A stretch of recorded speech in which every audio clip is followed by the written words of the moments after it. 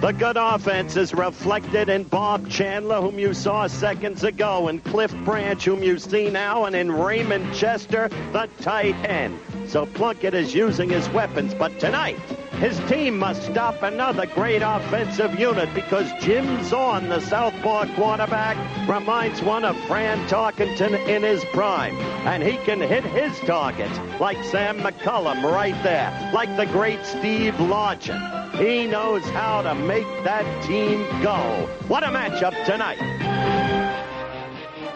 From the men who brought you basically a sports show, if your football fix wasn't met on Thursday night, it's time for an additional slice. This is basically a football show right now. Let's go! Sight, 3rd and 20. Throwing to Logan. He got it on the 20!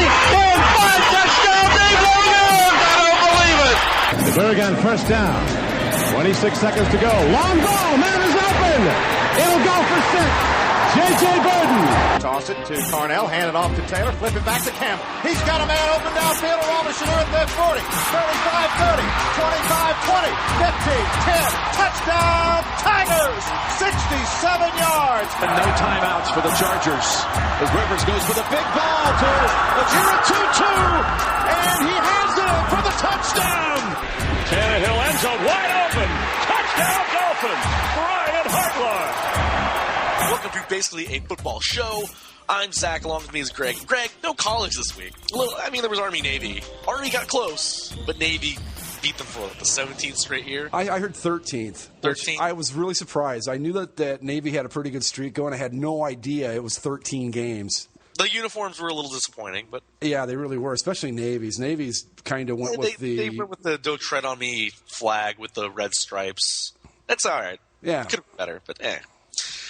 But, and we had a Heisman Trophy winner, but other than that, not a whole lot. Had a Heisman Trophy winner, but that was a runaway with Marcus Mariota. We thought he was going to be the winner the whole time, and lo and behold, he was the winner. Not a big shocker there.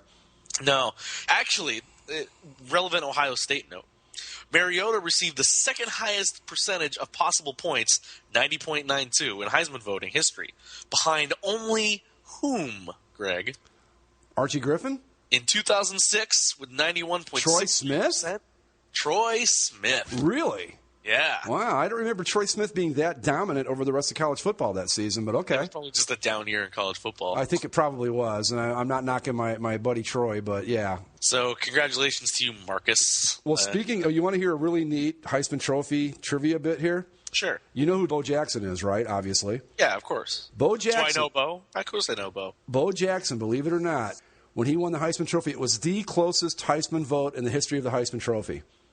Mm-hmm. Do you know who came in second? Because it's going to seem ridiculous now. Oh, jeez. It was a guy named Chuck Long, quarterback for Iowa. Just to think about it now, Bo Jackson barely won the Heisman. That blows my mind. But, yeah, anyway. Yeah. Yeah, and it's the first Heisman Trophy winner for the University of Oregon, the second from the state of Oregon, with Terry Baker winning it for the Oregon State Beavers many, many moons ago.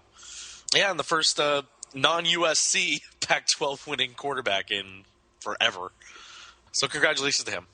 But the NFL takes precedent, as it was really the only game in town, even more so as we start going into the Saturday games next week, because they're taking up that real estate that college vacated for the time being. I like the Saturday games. Do you like them? They always just come up as a surprise to me. Like, I always forget they're coming. Well, there was a couple years where they didn't do the Saturday games, though, wasn't there? Or am I remembering that wrong? Yeah, no, you're right. Are the Jets, because it seems like we always have the Cowboys and Lions on Thanksgiving, and the Jets always got a Saturday game. Are they a Saturday game this year, too? No, we got Eagles at Washington and Chargers 49ers. Yeah. Chargers 49ers, like a prime time, like 5 o'clock Pacific, 8 o'clock Eastern game on CBS. Not bad. The other game's on the NFL Network. And let's see, do we have Saturday games in Week 17? No, we don't have any Saturday games. So we only have Saturday games this one weekend. Well, I understand why you wouldn't do it in the last week of the season, because you don't want to give anybody an advantage, but you're kind of doing that this week. Well, you're kind of giving them a disadvantage and then an advantage going into next week. Yeah, I mean, neither of those games, the Chargers and 49ers, yes and no. Like, the Chargers are kind of in it still, but kind of not. And the Eagles, I mean, they need to win one way or the other. because of what happened this weekend. But let's get into the games. We'll start on Thursday with the first game since 2012 without a touchdown scored, as the Arizona Diamondbacks took down the St. Louis Cardinals in a 12-6 thriller. Well, you know that Cardinals bullpen, especially before they get to the closer, that's a tough spot for that team. Has been all year, and they blew it again. Gave up 6 runs, and there you go. Yeah. One of those things. The Arizona Cardinals, the defense continuing to be impressive. You know, I thought that they were going to get crushed in this game. Or not crushed, but I thought they were going to lose. I mean, they were 4-point underdogs. An 11-3 team going on the road to a 6-7 team was a 4-point underdog. Well, you know, Las Vegas looks at their quarterback situation, and their quarterbacks, and they had lost their starting running backs. Their starting running back this week was Kerwin Williams. I think of paint when I hear that name. Yeah, there were plenty of paint jokes going around. I was almost so desperate to start him in my fantasy league. Thank God I didn't. I ended up winning this week. I had the week off. I'm on a bye week in my fantasy league. I made it to the champ. I beat our friend Mania. And I'm going to the championships against our other friend Doug. He always wins everything in fantasy, so I'm glad you beat him. He's my fantasy nemesis, but my new fantasy nemesis is also Doug, because I'm playing him in everything, and he always beats me. Yeah, he's the guy behind the Michigan Stags, right, in our hockey league? Yeah. So in our hockey league, it's F Michigan. This week, it's F Amsterdam. Yeah, just real quick on the hockey league, Doug's Stags just beat the daylights out of my Toledo Gold Diggers this week. But I beat Mike. So I had Corey Perry's out and Chris Kunis is out. Those are 2 of my best players, and they're out, so that hurt me a lot. But let's get back to football. Basically, a hockey segment. Exactly. Should have saved that for Thursday. Yeah. Okay, so the Cardinals' defense continue to be impressive, but they lose Drew Stanton. Again, their second quarterback loss this year. So Ryan Lindley now takes the reins of this Cardinals team. He's going to be starting this weekend against the Seahawks. Right. It's like they clinched the playoff spot today, because no matter what happened between the Cowboys and the Eagles, if one of them won or one of them lost, the Cardinals were going to clinch a playoff spot with the win, as long as they didn't tie. So the Cardinals are in the playoffs. But they're falling apart at the wrong time. I know. If they lose next week, they'll be tied with Seattle, but Seattle will take the tiebreaker. So the Cardinals will slide out of the division spot. And who do they play in Week 17? I mean, they're in a tough spot. They're in a really bad spot. Definitely. I don't see them beating Seattle next week.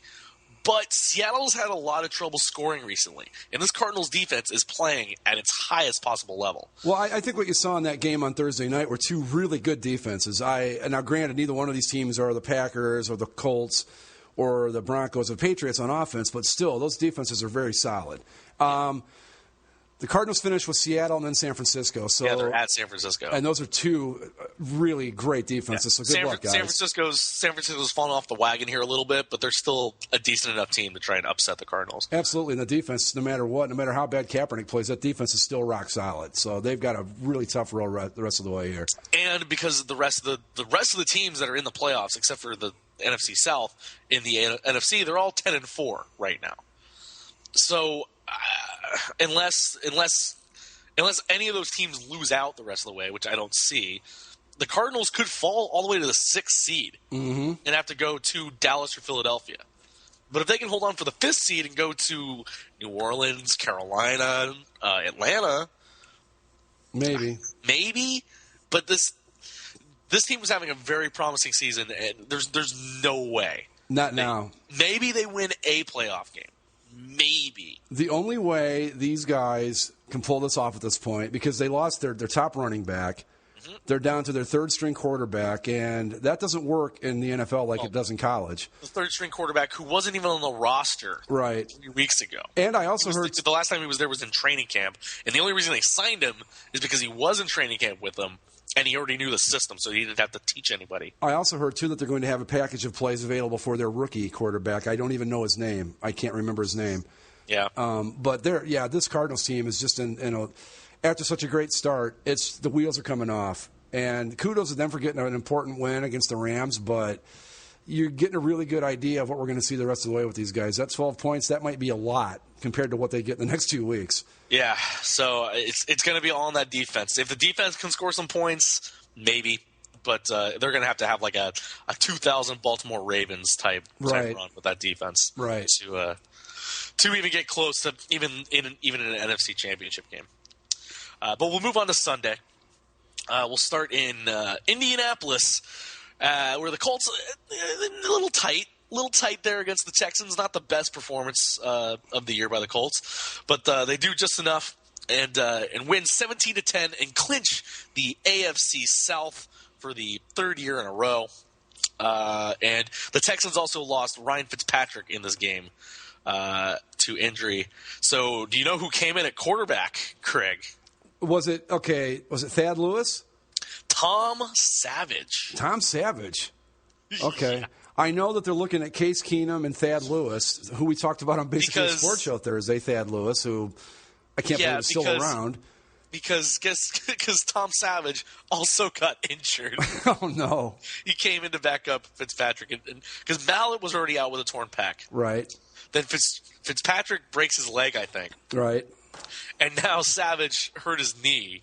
So, yeah, they got to bring in Chase Keenum and Thad Lewis to try and salvage what's left of the season for them. And they were in playoff contention here for a minute, but they've fallen down to the rest of the pack. You know, they're like a lot of teams in the league this year. The Texans, they've got a pretty good defense, and I mean, you look at them. J.J. Watt just right again continues to be an amazing player. And you look at them and you say, man, if they had a serviceable quarterback, how good would they be? Because they've got a good running game, they've got some good receivers, but it just a team. You look at the Cardinals and now the Texans. It just shows you how absolutely important the quarterback position is in the NFL. You can't get by without a good quarterback. And these are two teams that are very solid everywhere but the quarterback position. Yep. And, I mean, there was speaking of J.J. Watt, there was a joke the other day. Someone's like, well, can't they just play J.J. Watt at quarterback? I mean, he does everything else. Why not? But the Colts, unimpressive. Again, they're winning. They're going to win. I mean, they clinched the division. They're going to host a playoff game. And they might win that first playoff game, and they're probably going to lose after that. More than likely, right? Because I mean, right now, if the season ended today, they'd be playing Baltimore at Indy. That'd be a tough matchup for them. That'd be a tough game for them. Yeah, it would.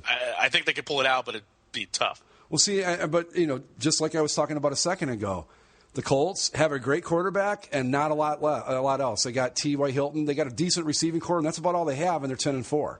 Yeah, it's just. But yeah, they're.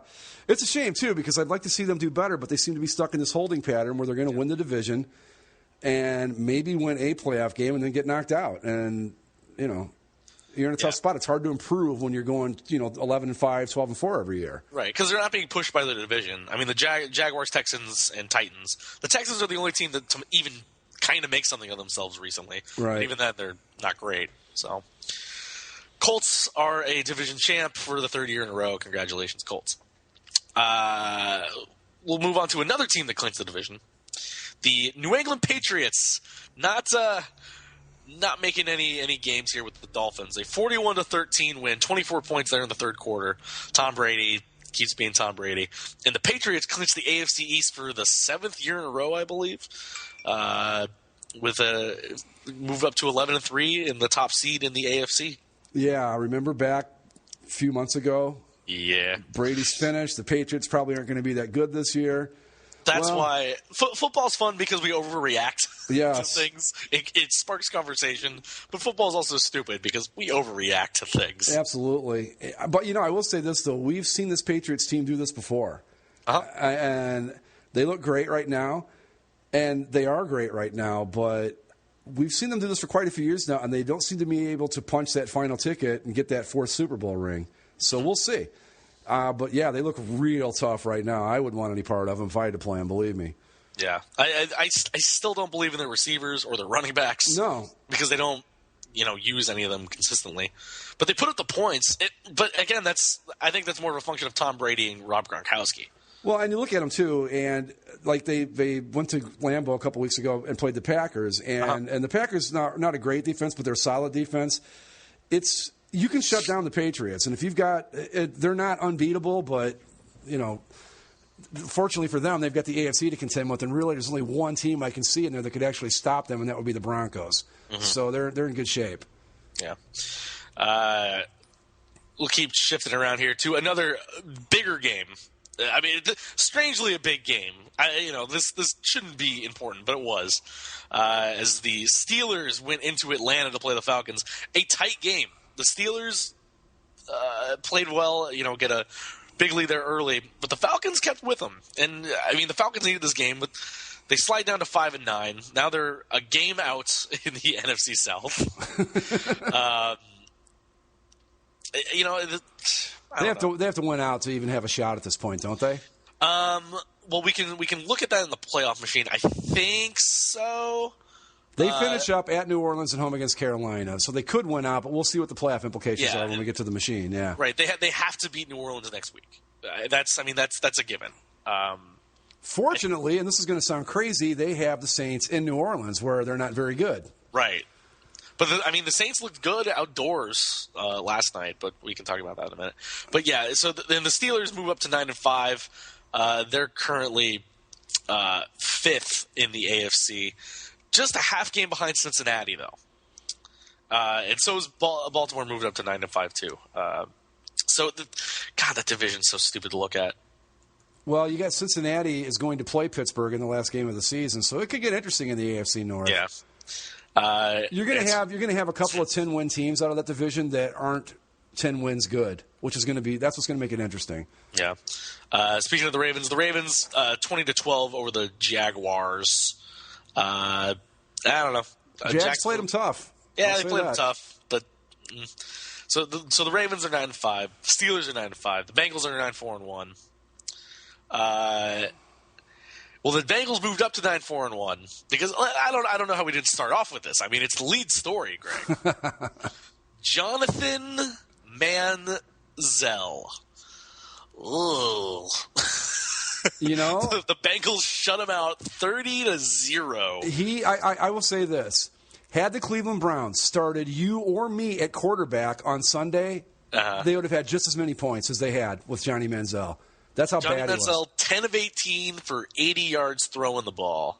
And he made some really, really dumb plays. I mean, he looked so overmatched. It was more like a high school senior playing quarterback in the NFL. It was horrible, his performance. It was just historically bad. Just historically bad. I mean, a lot of people say that maybe it's just, the first game and this needed to happen to him, and maybe he didn't know how much preparation was needed to actually start in the NFL. I mean, did you see anything to take forward, or is it just? Or is this what you expect from him all the time? This is what I've expected from day one. I didn't want him to draft this guy, and you look back at it now at the draft. I said if the Browns are going to draft a quarterback, I would rather have Blake Bortles or Teddy Bridgewater. And Teddy Bridgewater's not a superstar, but he's playing pretty good football. But my understanding from what I'm hearing on the news and the media around here is that the Browns are not happy because Manziel does not put in the effort in the preparation. And I think that was abundantly clear on Sunday when they played the Bengals. Well, do you think that this is a situation where this is a wake-up call and it can turn them around, though? I sure hope so. I mean, because the problem is they're not going to draft another quarterback. No, right? I see. That's the thing. And then Brian Hoyer is going to be a free agent. So they're going to let him go. Honestly, I think if I'm the Browns at this point, if they're smart, they start looking at who's available out there as a veteran quarterback, not necessarily to get rid of Manziel, but to give somebody, because let's be honest about it, he's not going to learn much from watching Brian Hoyer because Brian Hoyer's not that good. They need a guy in there that at least knows what he's doing. Well, and they don't have that. The interesting thing I did hear, though, is of all those hundreds of quarterbacks the Browns have trotted out since they came back, Brian Hoyer's the only one with a winning record. Yeah. And they decided to trash him for Johnny Manziel. Well, I know he wasn't playing well, but I think he still gave him a better chance. Well, here's the thing. Manziel did the last 2 weeks. Hindsight's always 20/20, and looking at it now, you go, yeah, they probably should have stuck with Hoyer. But at the time, Hoyer was playing so poorly that you wanted anything. You thought, they've got to find a way to get some offense going, so why not give Manziel a shot? But now you're in the situation, okay, Do you want to? I mean, their playoff hopes are pretty much shot now. They're done. Yeah, no, they're done. So I guess they were done last week. They had to win out, and that just wasn't going to happen. But again, and I said it before too. You take away Mike Smith being an idiot, and they probably go to Manziel a week earlier. I don't know what they do. This is the situation with this team from day one in 1999 when they came back.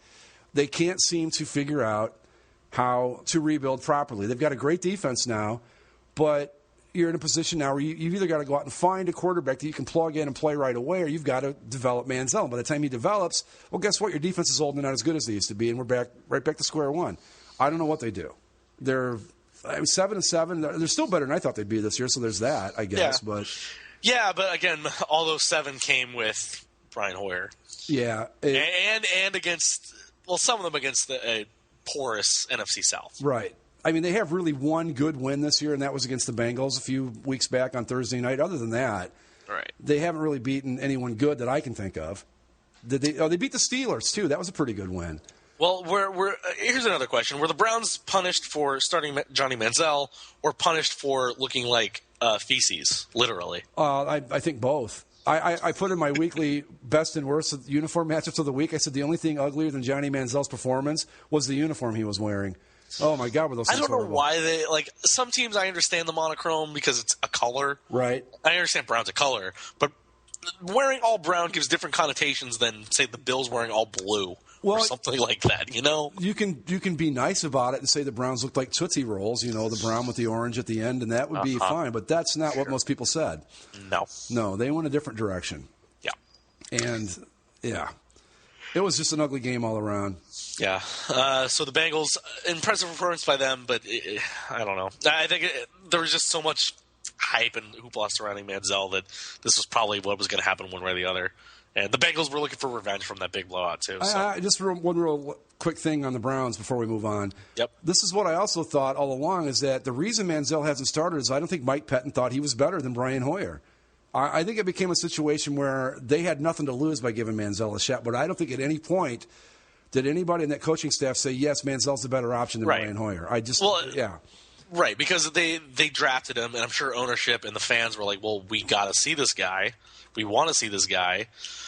So one way or the other, you were going to see Manziel at some point because the Browns were, unless Brian Hoyer played amazingly and led them to the playoffs. But once they were going to reach a point where they weren't going to make the playoffs, he was going to start one way or the other. Right. You got to see what you have. You have to see what you have. And you have to – and even if you can see it and say, this guy sucks in practice, this guy doesn't have the talent, we know that he's not as good as Brian Hoyer, you can't just tell people that. No, they have to see it for themselves. Right. Even if you say ownership, come down to a practice and watch, they'd still be like, well, maybe he's not a good practice player. So you have to throw him out there, and he's probably going to start again next week, I assume, right? Yeah, I think so. Because there's no point to go back to Brian Hoyer. Winning a couple games to salvage what's left of the season isn't worth it. No. Well, there have been some good quarterbacks over the years that weren't good practice quarterbacks.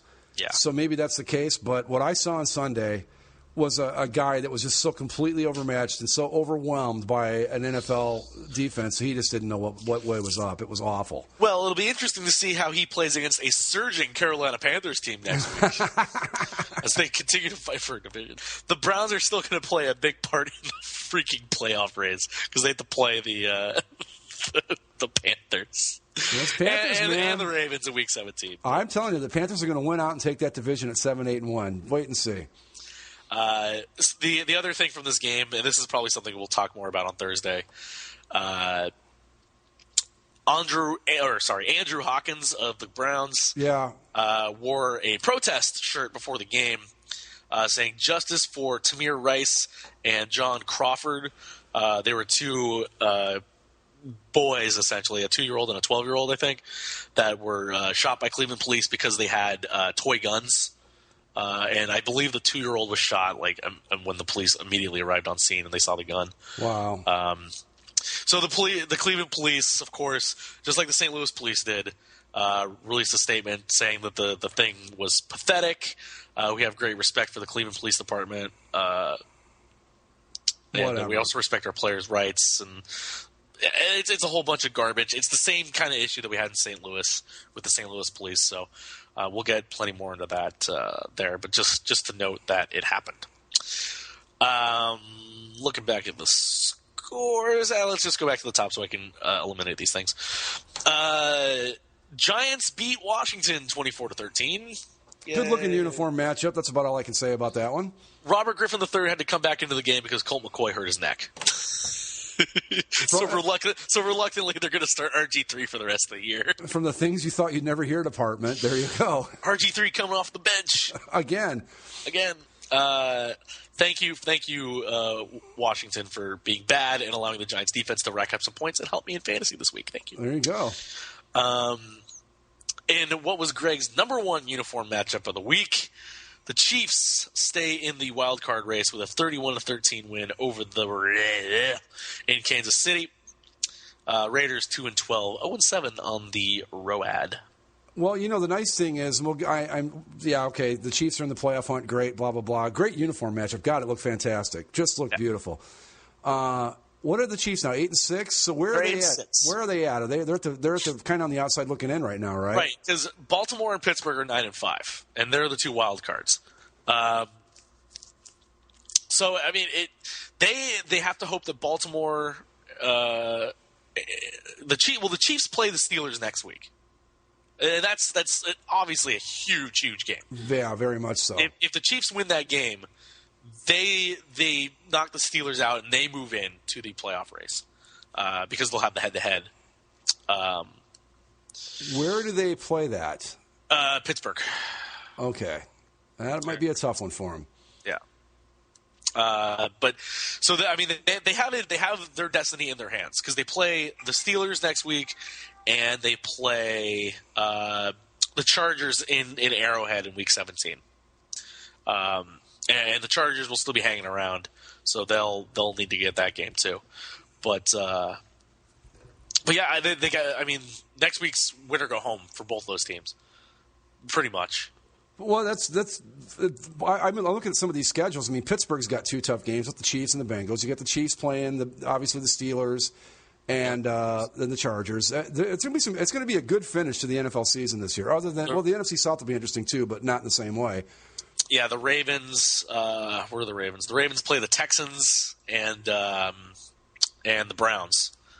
So I would have to think that the Ravens going to make it in. Yeah, the Ravens have the easiest course here, obviously, because you're playing two teams that aren't that good to begin with, and neither one of them have a good quarterback. So yeah, it should be. The Texans are down to their fourth quarterback, and the Browns are going to be, having Johnny Manziel flop around out there against that Ravens defense. Yeah, good luck. Yeah. Cruising along. Speaking of the Panthers, Derek Anderson comes in with his second win of the year, actually, with Cam Newton on the bench because of his car accident. Keeps the Panthers in the hunt with a 19-17 win over the Buccaneers. Derek Anderson, 25 of 40, 277 and a touchdown pass. Not bad. Now, the Panthers, they play the Browns this week, and Derek Anderson gets to take it out against his former team, I guess. But I think the Panthers can win this week, and then they'll set up a winner takes all type showdown in Week 17. If the Falcons beat the Saints next week, then it will be Falcons Panthers for the NFC title game or NFC South title in Week 17. Well, that's exactly how it should be, right? Yeah. Sure. There's been a lot of talk about this because every time this happens, we saw it happen with the Seattle team back a few years ago, that when a division winner is this bad, they should not be allowed to have a home game. I don't like that. If this happened every year, yeah, you might want to take a look at it. But honestly, this is such an aberration that you can't change everything and do what we always do as football fans and overreact to one little thing that's not part of the normal script. So yeah. Well, the thing is, as long as they have divisions, as long as we keep the divisions set up, this is basically how you want it to be. The only thing you could do is keep the division winner with a playoff spot, but make them lose their home field advantage, which I could understand. But then what the hell are you playing for? Just a playoff spot, right? There's news with the expanding of the playoffs that we could talk about when we're done with the games. But it's an aberration. It's that it's happened in a 7-year span. Or something. But that's rare. This hadn't happened. We've had a few 8-8 division winners too. I mean, the Saints won the division at 8-8. Chargers did it ago. Yeah. I remember the Browns did it back in the 80s. It's a 1-game difference. If you're not going to lose your mind over 8-8, we probably shouldn't flip out over 7-9 either, because it's not like either one of those. And how many 9-7 division winners have we had? 9-7 is not exactly an impressive season by any standard. By the way, speaking of 8-8, if the Saints win out, they'll be 8-8. The Saints aren't going to win out. They got home games left. It's true. But we'll move on to your other team. Oh, boy, that was a tough one. The Green Bay Packers and the Circle the Wagons, Greg, for the Buffalo Bills. A 21-13 win at home, stifling defense all over Aaron Rodgers. Hey, that Bills defense played great. Bills defense is something when it gets going. Another Rodgers, 17-42, 185 yards, no touchdown passes, and a couple interceptions, right? Yeah. He came into the game with 3 interceptions on the season, left the game with 5 interceptions on the season. So he almost doubled his interception output in one game. But this Bills defense, I think it's the real deal. It's a tough defense, but they're another team. If you give them a decent quarterback, how good are they? Because they've got some good receivers. They've got what's his name? The guy from Clemson. I can't think of his name. Sammy Watkins. They're a decent team. They're on the upswing. I think they're going to be okay if E.J. Manuel can come around and learn the position a little better. But you see, the Bills are a good example of how to do this right. They went with E.J. Manuel early. They realized that he's probably not ready yet. Your best option is Kyle Orton, but it's worked out okay for him. But man, that defense was tough. Well, the Bills are also 8-6, and they play the Raiders this week. And then week 17, they're going to play the Patriots in New England. But the Patriots might just have everything locked up by then. Right. Or I guess if they're still tied with Denver. They hold the tiebreaker over Denver. Depends on whether or not they want the number 1 seed, I guess, or if Denver loses at some point. I think right now with those two teams, you've got to have that number 1 seed, because that's the key difference, right, in those two teams. Patriots play the Jets next week, and the Broncos are at Cincinnati. Ooh. So it depends on if the Broncos lose at Cincinnati or not, right, whether or not they'll be resting guys, and maybe the Bills can take advantage of a resting Patriots team and maybe squeak their way on the back end of the playoffs. I would like to see that with the Bills. I've always liked at the very least, 10 wins is not out of the discussion for this Buffalo team. No, and they did it without a quarterback, basically. Yeah. Tough team. Real good defense. So, but what happened with the Packers? Was it just the defense was so great, or what happened here? Well, you had Jordy Nelson dropping a sure touchdown pass, hit him right in the worst place possible, right in the hands, and he dropped it. And that hurt him a lot. They were dropping a lot of passes, but the Packers wanted to play it off like we didn't play that well. But the truth of the matter is the defense if I'm the rest of the NFC, I'm watching whatever Buffalo did and their defensive scheming against the Packers, and I'm implementing that when I play that team, because they shut them down. Just absolutely locked down their receivers like I had not seen all season. Eddie Lacy still had a good game. He got 97 yards and a touchdown, but you take away Aaron Rodgers in that passing game, and the Packers, well, they're good for about 13 points, as we can see here. And the Packers perilously sitting at the 6th seed right now. Yeah. Tied with Detroit. Detroit has the tiebreaker. Yeah, Detroit's technically in first in the NFC North right now. Mm-hmm. And they play each other in Week 17. Right. The Lions and Packers. Another showdown. And let's see, who do they play this week? The Packers play the Buccaneers in Tampa. Should be a win. Should be. The Lions play the Bears in Chicago. Should be a win. Yep. So potentially NFC North title game in Week 17. At Lambeau, thank goodness. At Lambeau, yeah. See, if the Packers could play all their games at Lambeau, they'd win the Super Bowl. Problem is they can't do that. Yeah. But keep themselves in position. All these races are so tight. I don't remember it being this tight going into the last 2 weeks of the season the last couple of years. It seems like it always is. Maybe not quite this tight, but we always have a couple of winner-take-all games towards the end of the season. Yeah, winner-take-all games, but everybody pretty much has the same record in each conference. Well, it's weird. It's like usually you've got like a top, a middle, and a bottom. It's like this year we've got the top and the bottom. There's not a lot of middle in there, Or maybe the middle is the top. That could be too. I think that's the case. The NFC, short of the Packers and the Seahawks, it's a pretty significant drop-off after that. In the NFC, everybody has 10 wins. Philadelphia is at 9-5, just on the outside. Of course, Carolina and Atlanta 5-8-1. Right.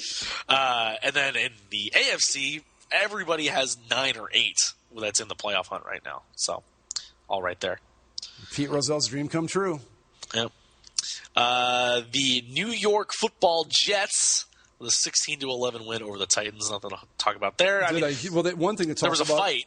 Well, there's two things to talk about. The first thing is they did Marcus Mariota a huge favor by winning this game.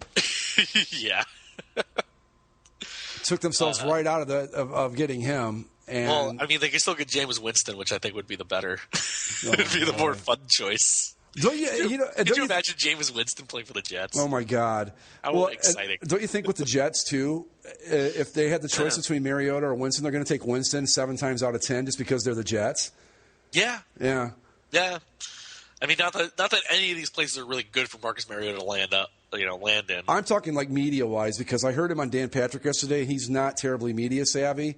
Who, Mariota? Yeah, he seems like a really good kid, but I think you put him in New York and you ruin him right out of the gate. I'd love to see him go to Tennessee or Oakland or Tampa Bay. I think are his best spots. And the Jets did him a huge favor by winning this game. They probably don't get the number 1 pick now.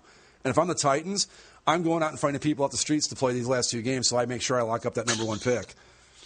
Yeah, I mean it's a tight race there for the number 1 overall pick. Raiders, Jaguars, Bucks, and Titans all 2-12. Yeah, see, Mariota's got the added benefit of the fact that the Raiders, I guess they have a quarterback with Carr, Derek Carr, and the Jaguars have Blake Bortles. Right? So it's really between the Titans and the Jets at this point. What, you don't believe it's Charlie Whitehurst that he has any more left in his career? No, I did, but not anymore. Charlie Whitehurst, wow, really? Yeah, really? That's what the Titans were down to? Yeah. Wow. Yeah. I mean, I guess Sean Hill and Derek Anderson are still in this league. So it's Stan Lewis now. It's amazing some of the guys that hang on so long. I mean, Sean Hill, I legitimately thought this was a different Sean Hill than the one that used to play for the 49ers way back when. Same guy. It is? Yeah. Oh, I didn't know that. I thought it was a different guy too. No, it's the same Sean Hill. Wow. Playing for the Rams right now that was the starter for the 49ers for all those terrible years. You know what, though? Quarterbacks are kind of like left-handed relief pitchers. As long as they can get something halfway decent done, they're probably going to have a job somewhere. Yeah, I guess so. Yeah. But I don't want my season coming down to any of these guys, but the Cardinals, those poor souls out there. But, yeah. Yeah. Sorry. We'll move to the afternoon games. And another division clincher as the Broncos pull out a 22-10 victory over the Chargers in San Diego. The Broncos clinch the AFC West title. Peyton Manning, not 100%, but gets the victory there. How many heart attacks do you think there were in Denver when he came out of the game because he was hurt early on? Yeah. I heard that. I thought I kind of was half paying attention. And he came out because he was hurt, and I thought, boy, if he's gone, their season just went right down the tubes. But no, definitely. C.J. Anderson continuing to be productive. The Chargers, oh man, they just can't win big games. They got that big win against the Ravens, which that should be by a point. Yeah, barely. But it's still a win, and that's one that you've got to take that chip and capitalize on it, and they didn't, because then they turned around and who did they lose to the week after that? I don't remember. Was it the Chiefs? I think. Yes. But you get one you're not supposed to get. You got to capitalize on that. No, it was New England. New England, yeah. That was New England. Because you're probably going to lose to New England. You're probably going to lose to Denver. You got to, but I don't know. This team's just not. They're the same old Chargers. Even though we thought they were going to be better, turns out they're the same old thing. Yeah. I mean, they're 8-6. They're right there with Kansas City and Buffalo, sitting a game behind Pittsburgh and Baltimore. And the Chargers finished up with at San Francisco and against the Chiefs in Week 17. So, I mean, if the Chargers can win next week and the Chiefs beat the Steelers, then I think that would be a winner-take-all game in Kansas City between the Chargers and Chiefs. Yeah. This Chargers team's just hard to figure. Yeah, it really is. I don't know. I always hope for more. I kind of feel bad for Phillip Rivers Because, he's not a bad quarterback. No, but you know what? He's one of those highly emotional quarterbacks, and I don't know that plays so well all the time. I think. But you think of the other guys he was drafted with Roethlisberger and Manning, Eli Manning.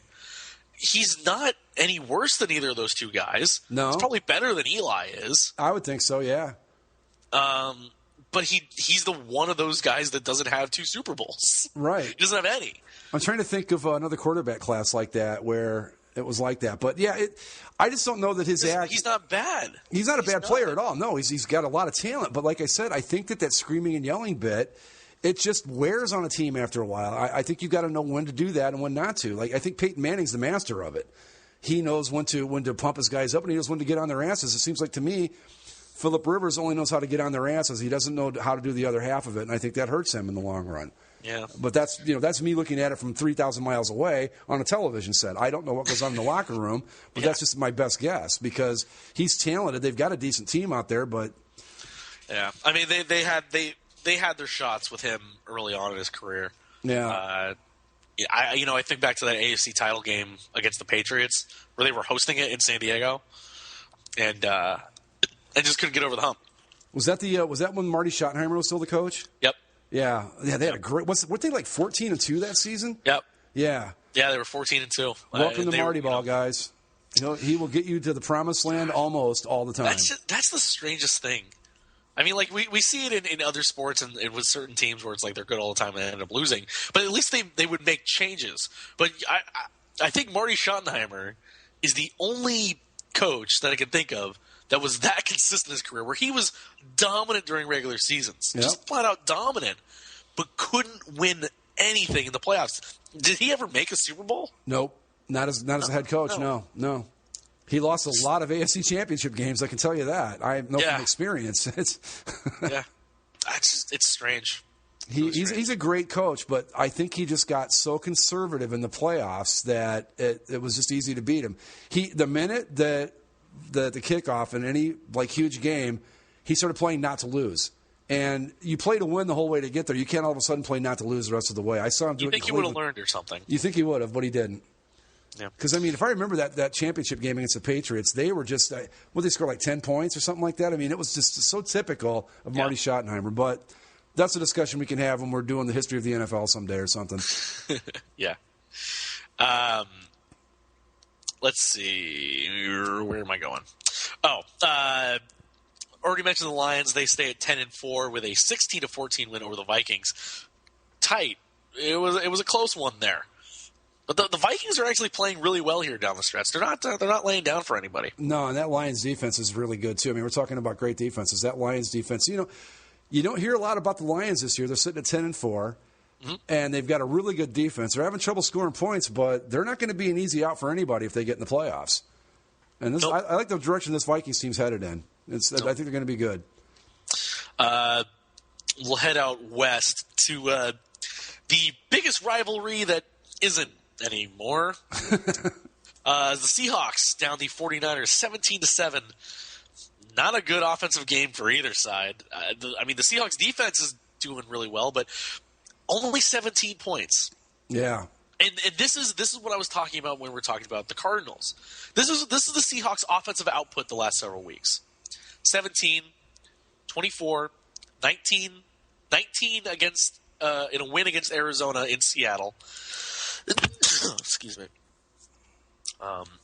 20 points at Kansas City. And then the last time they scored a big number was in Week 10 against the Giants when they scored 38 points and 30 against Oakland.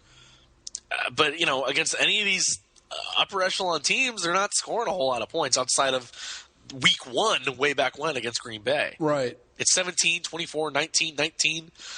If the Cardinals I think the Cardinals defense can do a number on these guys, and maybe if it's another field goal regatta type game like the Cardinals Rams was, the Cardinals might be able to pull this thing out. Well, they've certainly got the defense capable of shutting down Seattle's anemic offense. The problem is if there's an offense that's more anemic than the Seahawks, it's the Cardinals. Yeah. This might be a 6-3 game when it's all said and done. But I tell you, though, man, these Seahawks, another team that we kind of wrote off mid-season, and, boy, they look tough now. Yeah, I mean, they're being led straight up by their defense. Oh, absolutely. I mean, because we went over the offensive numbers, but that defense it's getting into it's Super Bowl form right now. Absolutely, it's the level they were playing at last year. Yeah, they're going to be. That's why if you're Green Bay, if you're anybody else in the NFC, you want home field advantage because if you got to go to Seattle, I don't care who you are, you're probably not going to win. Not with that defense. It's that good. Yep. And, I mean, America loves offense, so why not put the two of the more offensively challenged, defensively strong teams on Sunday Night Football this week? I'll be there for that game. Huzzah. Well, you know what's going to happen, though? It's just going to be 38-37. Because that's what always happens. Ryan Lindley is going to lead a shootout. He'll be the who was that guy for the Cowboys years and years ago? I can't remember. I think his name was Clint Longley. Came out of nowhere and put up 28 points in the second half after Staubach got hurt. It's going to be one of those deals. So this is going to be Ryan Lindley's Matt Flynn game? Yeah, exactly. There, Matt Flynn's a better reference, yeah.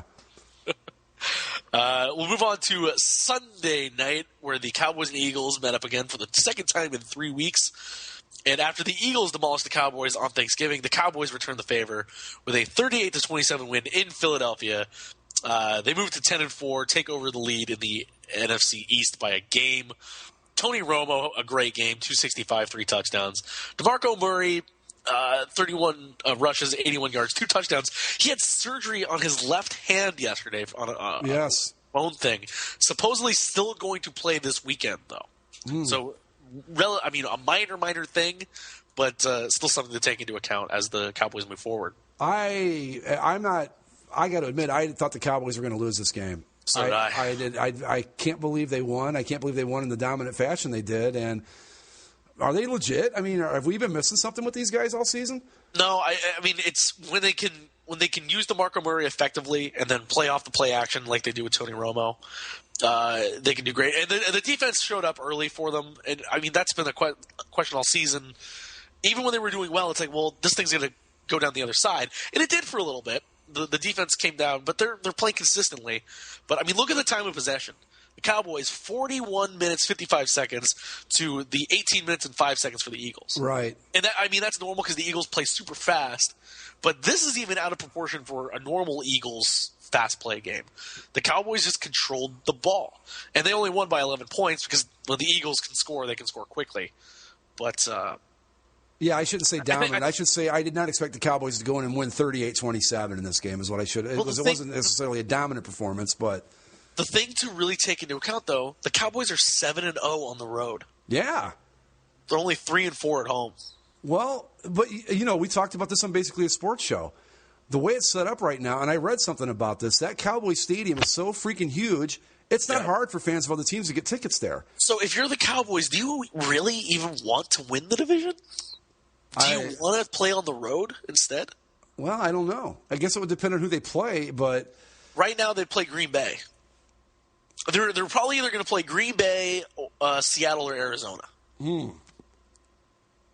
Or maybe Detroit if Green Bay beats Detroit. I don't know. I mean, because it's God, who have they played on the road though? I mean, but they beat Seattle in Seattle. That's not an easy task, right? Last week I was writing them off like they're. I still don't think they're. This isn't going to be a consistent thing with them, but I don't know. Cowboys on the road, Philly this week. They beat up Chicago last week. The Giants by Jaguars, 3. Jaguars, Giants again. Seattle, St. Louis, and Tennessee. So not a daunting road schedule. Not really, no. I mean, really, the only big win out of that bunch, I'd have to say, would have been the Seattle win, yeah. Yeah. Now, who have they had at home? Let's see here. We've had Philadelphia, obviously. Well, yeah. New Orleans. They lost to Washington at home. Lost to St. Louis. Lost to Arizona. Arizona at home. But that's when they back when they had Carson Palmer. Yeah. And I believe that was the game Tony Romo got hurt. Yeah. Yeah, because they went and played in London the next week. And right, yeah. That was the game Tony Romo got hurt. You look at their schedule, really. Not a great schedule. Not really, no. I mean, the kind of the two biggest wins they have would have to be the Philly win and the win over Seattle. The rest of it, it's like, none of these teams are that great. Mm-hmm. So it'll be interesting to see. I mean, that we're still – I'll be honest, I didn't think we'd be talking about these guys this late in the season. Yeah. I figured we would have been done with them by about week 9, but here we are. But hey, they made it to 10 wins. Yes, they did. For the first time in ages. Yeah. And they have a tough one this week against Indy at home. And as we just showed, that they're not that great at home compared to the road. But Indy's also kind of trying to find their way right now. So that's going to be a fascinating game. It really is going to be. And then on Monday nights, the Saints, they can smell the playoffs, Greg. They 31-15 beat down to the Bears. Oh, the Bears. We said too much about the Bears. But the Saints, 6-8. The dream of a 500 season is still alive. You know, that's the thing, too. We still got a shot at an 8-8 division winner here. But this Bears team, man, oh, man, oh, man. What a disaster. You got to fire Mark Trestman, right? You have to. Yeah, I think you have to fire a lot of people. Did you see? Did you hear about Jay Cutler's press conference? No. Well, the local media was late to the press conference. Jeez. They were all still in the locker room, so there was only like one guy out there, a guy from ESPN.com, and he was. Jay Cutler sat at the podium, and he was the only guy in the room, so we asked him 3 questions, and he didn't have any more questions to ask. So Jay Cutler's just kind of sitting there, and he kind of looks over at the media guy, and he's like, the local media's not here. And Jay Cutler's like, we're going to wait for him? And he's like, well, I mean, I guess we don't have to. So then Jay got up and left. I don't blame him. I wouldn't have wanted to deal with that either. Supposedly the local media is all pissy because they're like, well, normally they come into the locker room and tell us, but they didn't tell us. They only told us when the coach was coming, so we were late. We missed it. Guys, you're reporters. You're supposed to know things like this. If I don't know. Well, because they're supposedly they all go to the locker room to ask the other guys, and then the guys that they bring out to the podium, the head coach, the quarterback, and somebody else. Anybody that's had whoever had a great game, whatever. Yeah. Right. They'll go in and tell them like, hey guys, Jay's coming to the podium if you want to talk to Jay. But the local reporters are saying that they didn't do it, and some of the local reporters are being douchebags about it. Where's the one guy? Chris DeLuca. Let's see, what are you? He is the deputy managing editor for the Chicago Sun-Times. Said PR didn't wait for the real reporters to arrive for Cutler press conference. Okay. Bears failed at all phases. Embarrassing show. Well, here's the thing. Okay. Yeah, so, and then somebody asked, define real reporters. Yeah, because I mean, look, I've got my issues with ESPN, but I think it's safe to say that an ESPN.com reporter is a real reporter. Yeah. It wasn't like somebody from the high school newspaper was there. Come on. He responded with, reporters not afraid to ask a decent question. Watch the video. It was pathetic. Yeah, okay, so somebody didn't want to go. Somebody was tired of eviscerating Jay Cutler. Yeah. I mean, how many times do you have to ask this guy these questions and beat him down? Like, I understand he didn't play well, but he still has to play out the rest of the season. What do you want him to do? Just go home? Well, and you can't. I mean, it's easy. The quarterback's always a lightning rod, but this Bears team's got a lot more problems than just Jay Cutler's play. Believe me, a lot more problems than that. It's just I don't know. The Bears are just a mess, but I don't think they're that far from fixing things. They're playing a division leader, Greg. A division leader that may or may not have had the same record as them going into this week. I just say that the Bears are in bad shape, but it's not as bad as it seems. I think they're just a couple things away from being competitive again, so Chicago fans can get off the table and take the rope down. It's not as bad as it looks. Yeah. Okay. So we go through – that's the schedule. Let's look at the standings as they currently are. Right now, the AFC, the number 1 seed is the AFC East champion, New England Patriots at 11-3. The Broncos, AFC West champs, are 11-3 in the 2 seed. AFC South champs, the Colts, are 10-4 in the 3 seed. Cincinnati, yet to clinch, they are in the 4th seed with a 9-4-1 record. And the 2 wild cards are Baltimore and Pittsburgh at 9-5. Buffalo, Kansas City, and San Diego all sit just on the outside at 8-6. In the NFC, the number 1 seed is the Arizona Cardinals, 11-3. Number 2 seed, Detroit Lions, 10-4. Dallas is the 3rd seed, also 10-4. New Orleans currently on top of the NFC South, 6-8. And the 5th and 6th seed are Green Bay and Seattle, both at 10-4. Philadelphia just on the outside, 9-5, and of course Carolina 5-8-1, Atlanta 5-9. A half game and a game behind New Orleans. You know what just hit me? Huh. Detroit can't win out, but they can still finish 11-5. Well, they could win out. What am I saying? Yeah, I mean, if they can still beat the Packers. What I'm trying to say is, I mean, the Packers and the Lions can't finish with the same record. Right. How funny would it be if Philadelphia ends up going 11-5 and misses the playoffs because of New Orleans? 10-6 and misses the playoffs with New Orleans in there, like probably 7-9. But the Lions. I just want to say this about the Lions. They're the number 2 seed in the NFC right now, and no one's talking about them. That defense is playing tremendous. It really is, and they have been all season. Yeah. Matthew Stafford's had his ups and downs, but that defense has been pretty consistent.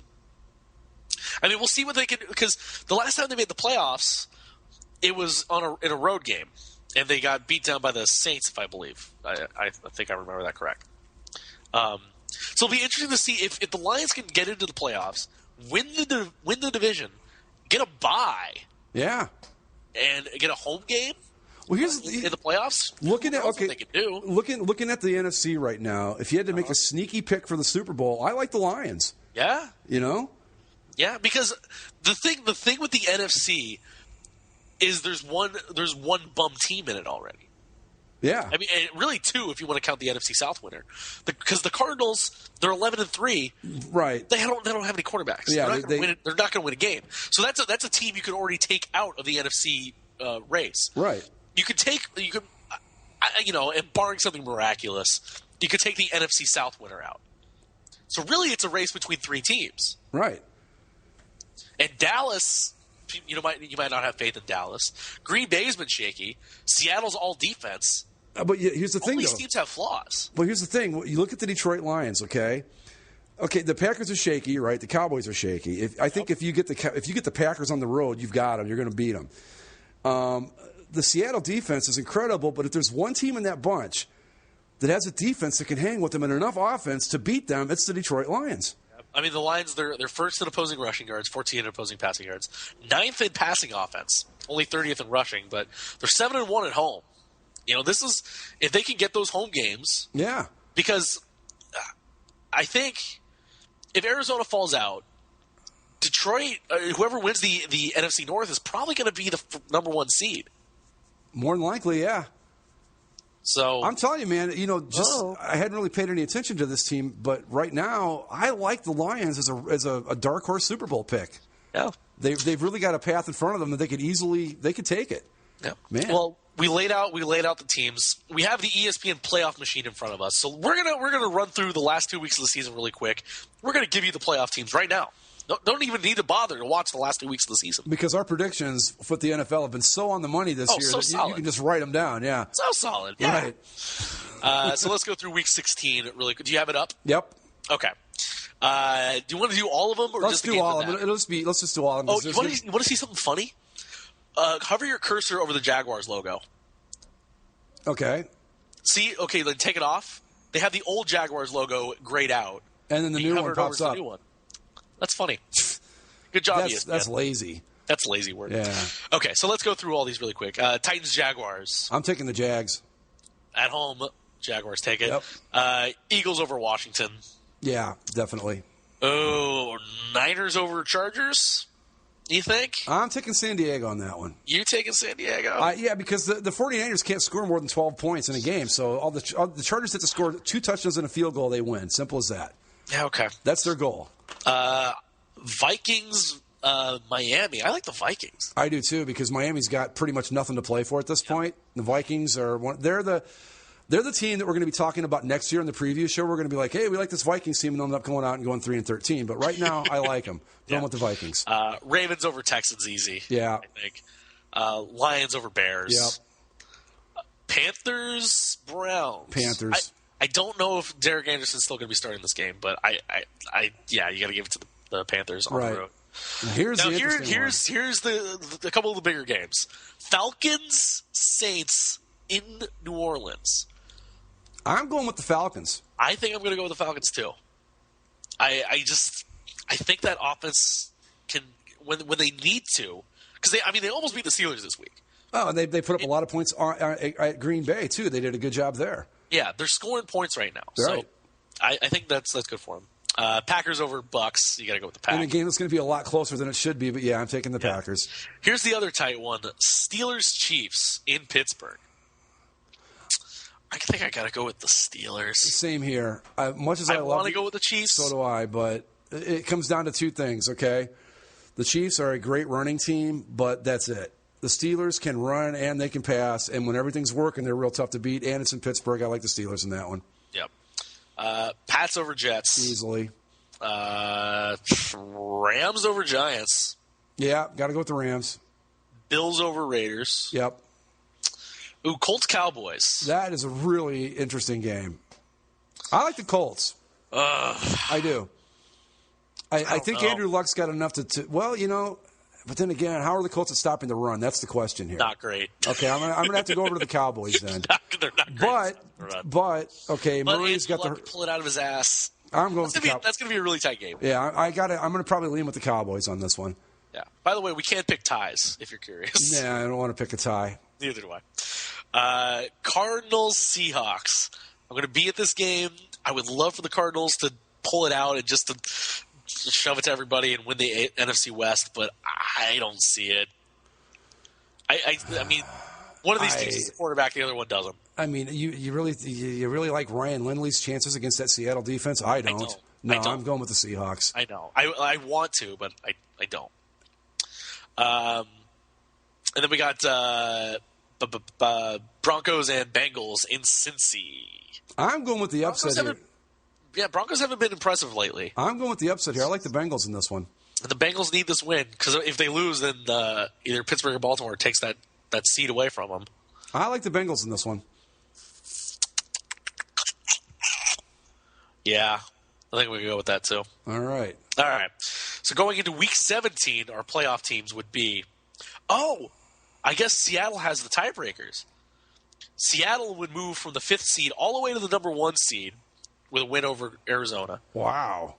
Detroit stays in the 2nd seed, 11-4. Green Bay moves up to 5. Carolina moves into the NFC South lead, 6-8-1. God damn it! Wow, Arizona's got a lot to lose this Sunday, man. Well, they've clinched the playoff spot. They're in the playoffs.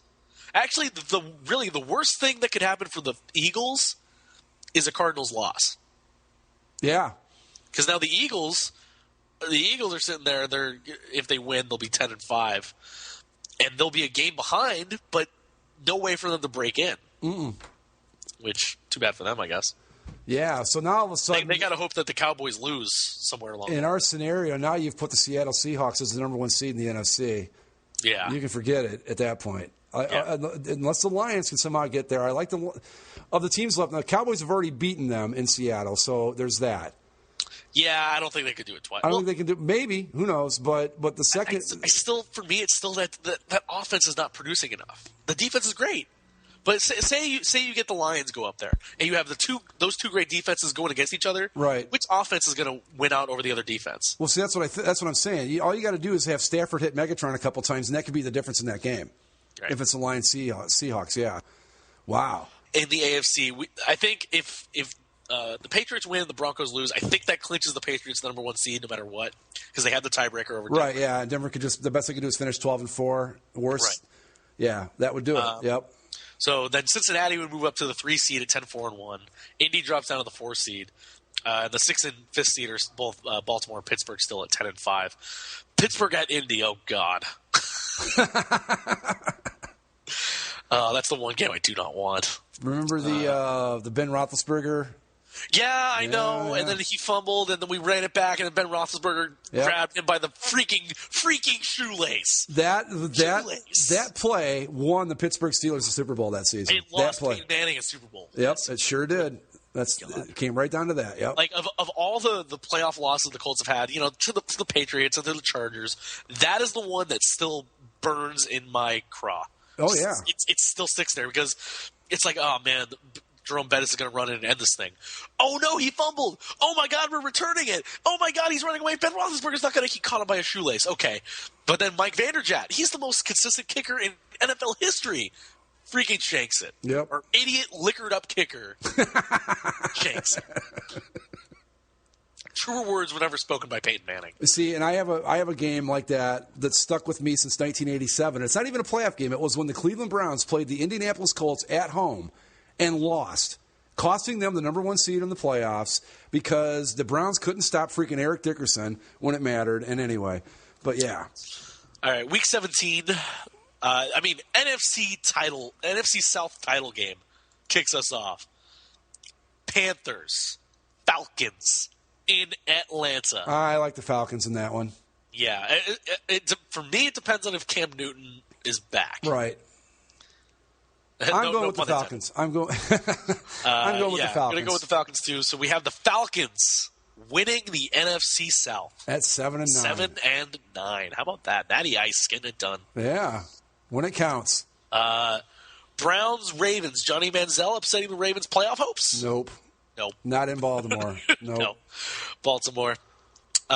Cowboys over Washington. I think that's an easy one. Yeah. Washington at that point, they're just wanting to pack up and go home. They're not caring about anything but getting it over with and getting the hell out of there. Yep. Colts over Titans. Yep. NFC North title game, Greg. It's at home. I'm taking the Packers. I got to go with you, too. I think that's the right Neutral choice. site or in Detroit, your Detroit Lions are the NFC North champions, but I'm taking the Packers. Just with that win, move them up to the number 1 seed at the moment. For the second. Yeah. Texans, Jaguars. I like the Jaguars going out on a winning note. I'm taking the Jags in that one. Sure, because Case Keenum's probably going to be starting. But then again, you got J.J. Watt, so no, I'm still. He's going to score 2 touchdowns in that game. I'm sticking with the Texans. That's true. Chiefs, Chargers. I got to go with the Chiefs. Yeah, definitely. Jets, Dolphins. Dolphins, I guess. Yeah, might as well. Bears, Vikings. Got to go with the Vikes. Vikes, absolutely. I think that gives them a winning or 8-8 season. 8-8 season, something like that. That would be an 8-8 season. Yeah. Yeah. Now, here's an interesting one. So at this point, the Patriots would have locked up everything. Yep. And the Bills are at 9-6. Potentially can sneak in if the Steelers beat the Bengals. Right. Or the Bengals beat the Steelers. Right. They are still breathing at this point. They're on life support, but they're in there. So, Bills over Patriots with everyone resting for the Patriots? Does Belichick do that? Yeah. Okay, yeah. I would assume so. I'm going to take the Bills in that one, yeah. For fun, I'm going to give it to the Bills. Eagles over Giants. Definitely. But this is the other big one. Bengals, Steelers in Pittsburgh. I'm taking the Winner Steelers. gets the division. I'm taking the Steelers. You're going to take the Steelers. Yep. That was my preseason pick. I'm sticking with them. Oh, man. Oh, and here we go. Saints, Bucks. Ooh. Well, it doesn't really matter. I'll take the Saints. They're good on the road. Sort of. Broncos over Raiders. Yeah. I don't know who Denver's backup quarterback is, but he'll have no trouble with the Raiders. Cardinals, 49ers. I got to go with the 49ers again. The Cardinals don't have enough. Yeah, but you've got the 49ers are, Harbaugh. That's going to be his last game. Probably. Yeah, I'm going to stick with the 49ers too, just because Frank Gore. Well, you know what? Okay. Doesn't matter. Doesn't really. No, because we assume Seattle's going to beat the Rams, right? Yep. Okay. Because it's in Seattle. So yeah, the Cardinals win or lose, as long as the Seahawks beat the Rams, then the Cardinals are in the 5th seed, no matter what. Okay, so I'm going to stick with San Francisco. Yeah, so it doesn't matter. 12 and 11 and 5. The Seahawks beat the Rams, obviously. Right. Although, they beat them in St. Louis, but I think the Rams are the Seahawks, because the Seahawks have the number 1 seed on the line in that game. Yeah. If they lose, they're the 3 seed. If they win, they're the 1st seed. But you got this Rams team that is out to prove a point, but not against Seattle. Not when there's something on the line, no. So I'm taking the Seahawks in that one too. Although, if the Cardinals can beat the 49ers and the Rams can beat the Seahawks, then the Cardinals would move all the way up to the number 2 seed. Well, let's see here. Okay, so Cards win, Rams win, and now you've got Seattle as a 5 seed, which puts them on the road the whole way through, right? Unless Detroit wins out. Right. Yeah. Right, but I don't think that's going to happen. I think the Seahawks probably beat. I think the Cardinals could beat the 49ers. I don't see the Rams beating the Seahawks. So I'm going the other way. All right, so there we go. We've picked all the games for the rest of the year. So in the AFC, number 1 seed New England, number 2 seed Denver. Nothing changes there. But moving in is the NFC North champion, the Pittsburgh Steelers at 11-5. The Colts AFC South champs 11-5 and number 4 seed. And Baltimore and Cincinnati, the 5th and 6th seeds. Baltimore at Indy, Cincy at Pittsburgh. That would be interesting too, because Baltimore and Cincy and the Bengals, or the Bengals and Pittsburgh. Sorry, the Bengals and Pittsburgh play in Week 17, and so if these things go the way that we say, then we play each other again in Round 1 back in Pittsburgh. Yep. Interesting. I mean, it's happened before. Yeah. I mean, I remember the Cardinals and the Packers a few years back. They played each other in Week 17, and then they played each other in Week 1, and that was that crazy 50-5 game where the Cardinals won on a strip sack of Aaron Rodgers. Yeah. But yeah. And I remember the Browns played. It was years ago when they're still the Browns and not what they are now, but they played Houston 2 weeks in a row like that too. Yeah. To end the season. But yeah, so there we have it. And then in the NFC, waiting for it to happen all year, I guess. The number 1 seed, the reigning Super Bowl champion, Seattle Seahawks, 12-4. The Green Bay Packers win the NFC North and move up to the number 2 seed. Then the wildcard games, number 3 seed, Dallas, hosting number 6 seed, Detroit. And the game that is, I mean, if somebody had to pick, this is the one that's going to be that early Saturday game that no one cares about. And it's going to be the repeat of Seattle beating New Orleans a few years back. The 7-9 Atlanta Falcons take down the 11-5 Arizona Cardinals in the playoffs. Yeah. Boy, it really is setting up for that, isn't it? Yep. Yeah. Can we go from here and pick the rest of the way out?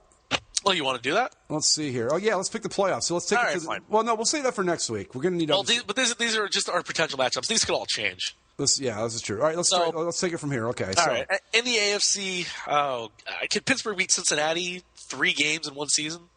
No. No. Well, I don't know. Cincinnati's terrible in the playoffs, though. You're right. I'm going with Pittsburgh. I'll go Pittsburgh and Indy. Oh, it didn't let me pick it. It just it went to their page. Okay, so we can't play it out then. No, but we just have to do it in our heads. All right, so I like Pittsburgh and Indy. Wait a minute, something just changed on my. Oh, I'm in the wrong week. Hold on. Did you lose all the? Hold on a second. Yeah, I sure did. Okay, well, I'll do it for you. Okay, go ahead. Pittsburgh versus Cincy. I take Pittsburgh. Indy over Baltimore.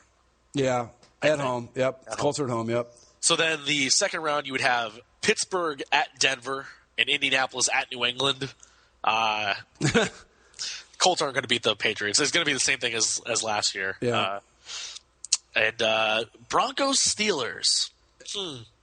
The Steelers could beat the Broncos. I don't think they will. I still got to go with the Broncos. Yeah, I got to go with the Broncos. So you have Broncos in New England. Yep. I got to go with New England. Yep. Unfortunately. And here we go again. And the NFC. Oh, Dallas, Detroit. That's a game. Yeah. I like the Lions in that one. I like the Cowboys. Okay. Then Atlanta, Arizona. Sorry, Arizona. Yeah. I got to go with Atlanta. They can actually score points. Them's the breaks, guys. Right. So, let's see. For you would have Seattle, Detroit. I would have Seattle, Atlanta. So, Seattle, Detroit. Who do you got? Where are we at? We're in Seattle? NFC. No, I mean, where? You would have Seattle, Detroit. At Seattle. I like the Lions. I'm gonna ride these Lions all the way to the Super Bowl. All right. I've got Seattle, Atlanta, and I guess I got to go with. No way, Atlanta beats Seattle. Yeah, no. You know what? I'm rethinking my Dallas Detroit game. I like the Lions in that one, man. I'm telling you. Yeah. Okay, I'll go with you too, and then I just because I hate the Seahawks, I'll go Detroit over Seattle, and then Green Bay against Atlanta, rematch of the Monday night game from a few weeks back in Lambeau, obviously, right? In Lambeau. Yeah, yes. I take the Packers in that. So then you would have Lions at Packers at Lambeau. for the NFC Championship, I'm taking the Pack. So you're going to go against your dark horse and go with your money, Mr. Owner. Yeah, I didn't realize the Lions would have to get through the Packers to get to the Super Bowl, so I'm taking the Pack. So then the Super Bowl, kind of like how people predicted a few weeks back when we have Super Bowl 48.5. Super Bowl 49 in Glendale, Arizona, New England Patriots, Green Bay Packers. It's going to be a repeat of 96. The Packers win, and I get my Super Bowl ring. I hope so. Okay, so we'll probably look at that again next week. Yeah, we got to do it again next week after this week plays out. Yeah. All right, so are we done? Yeah, I think we're done. All right. We have to do our big, basically a sports show holiday special this Thursday. Oh, yeah, because we got to take Christmas off, and then New Year's is, We'll probably just move the day on New Year's. I don't think we'll take both weeks off, but we might. Who knows? But we will, I've got some ideas for basically a sports show holiday special that I'm not going to talk about them now because I want to pass you guys first, but I think they'll be pretty cool, so. All right. Follow us on all our platforms. Basically a sports show, as we said, holiday special this week. That's right. Teaser. Teaser, yeah. For Greg, I'm Zach. This has been basically a football show. We will talk to you next week. Enjoy all of the joyous football.